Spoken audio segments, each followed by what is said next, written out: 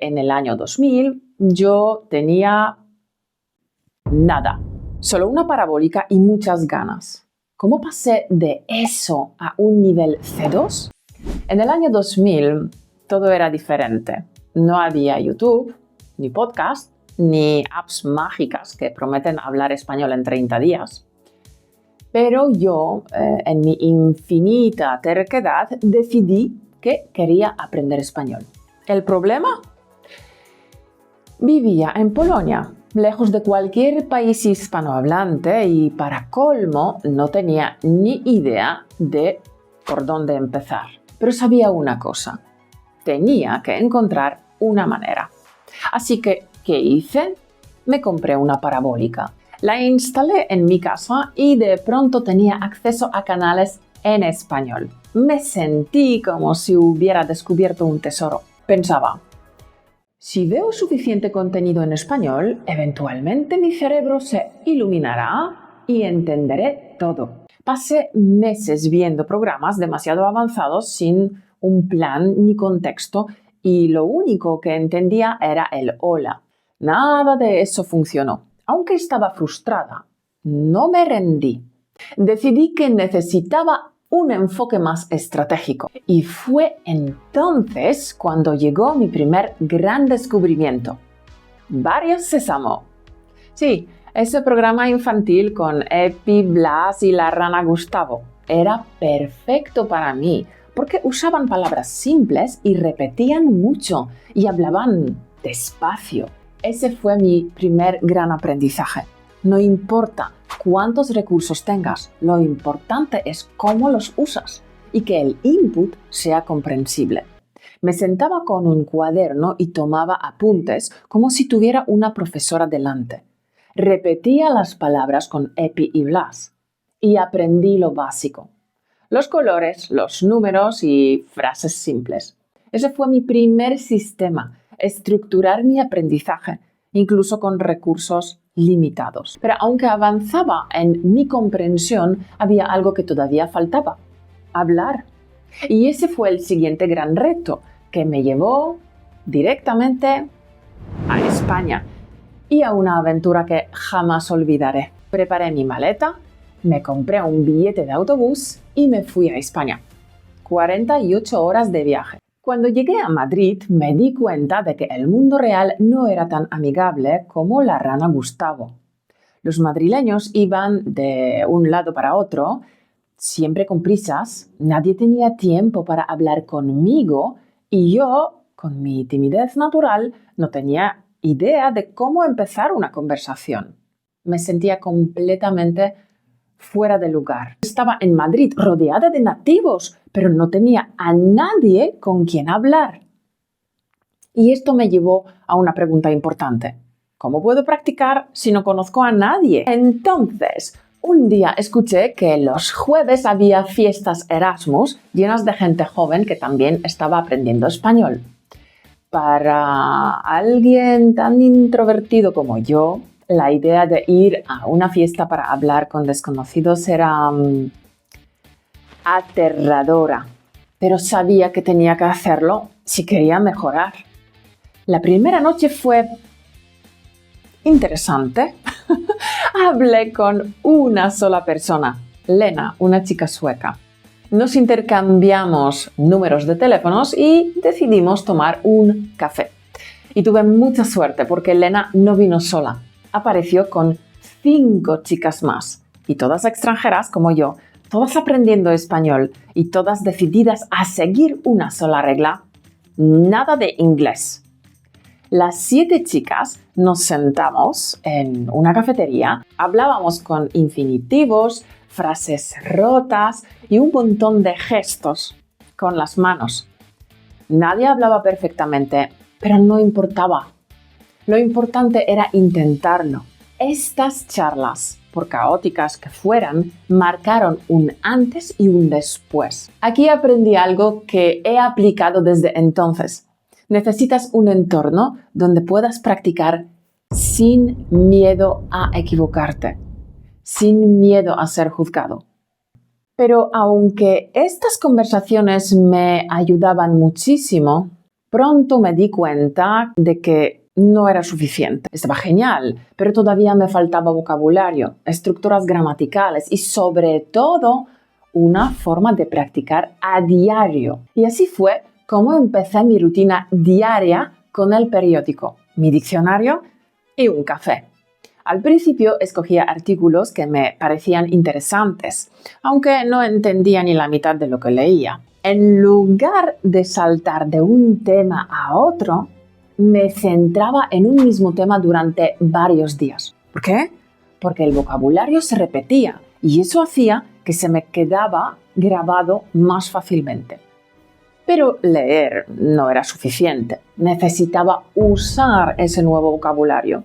Y así nació el activador de fluidez, mi ejercicio de alto impacto favorito. Y luego, cuando me reunía con las chicas, les hacía unas pequeñas presentaciones, les contaba lo que había leído y al final les hacía preguntas sobre el tema.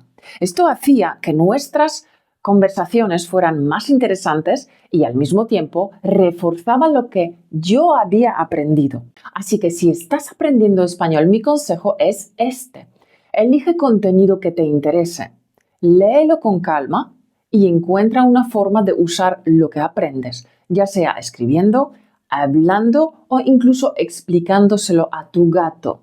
Cuando llegué al nivel intermedio, me encontré con un problema muy común. Sentía que no avanzaba. Mi vocabulario era limitado, mi gramática era un caos y los tiempos pasados, estaba en lo que llaman intermediate plateau. Aquí fue donde Lena, mi amiga sueca, vino al rescate. Un día me enseñó un ejercicio que cambió por completo mi forma de aprender gramática. Unas pequeñas historietas. Básicamente, estas historias repetían las mismas estructuras gramaticales una y otra vez, pero en diferentes contextos. Era como aprender gramática sin darte cuenta. De hecho, años después mejoré esta técnica y le añadí la magia de la música, el ritmo y otras cosas que aprendí en los cursos de neurolingüística y lo incluí en mi curso Piensa y habla en español.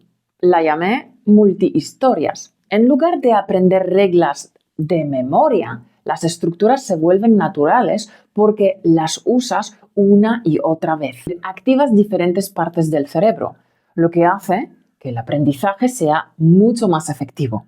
Para avanzar al siguiente nivel, tenía que enfocar mi aprendizaje en temas que realmente me interesan. En mi caso, me fascinaban la literatura, la historia, la lingüística aplicada. También grababa las clases de la universidad para escucharlas una y otra vez.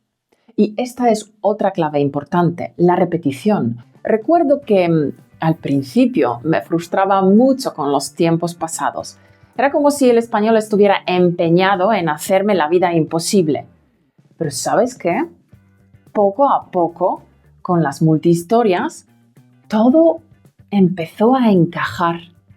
Y lo más importante, aprendí a disfrutar del proceso. Errores incluidos. Porque, sí, una vez dije que me había aspirado un libro, cuando quería decir que me había inspirado un libro. Nos partimos de risa. ¿Has oído ese sonido? Significa que acabas de tropezarte con una expresión española que no te van a enseñar en clase, ni en YouTube, ni en los libros, ni en esas apps que te dicen que perro se dice perro. Se explica con storytelling sabroso en nuestra newsletter. Gratis, sin dramas y con más chispa que el champán. Apúntate en españolautomático.com/newsletter.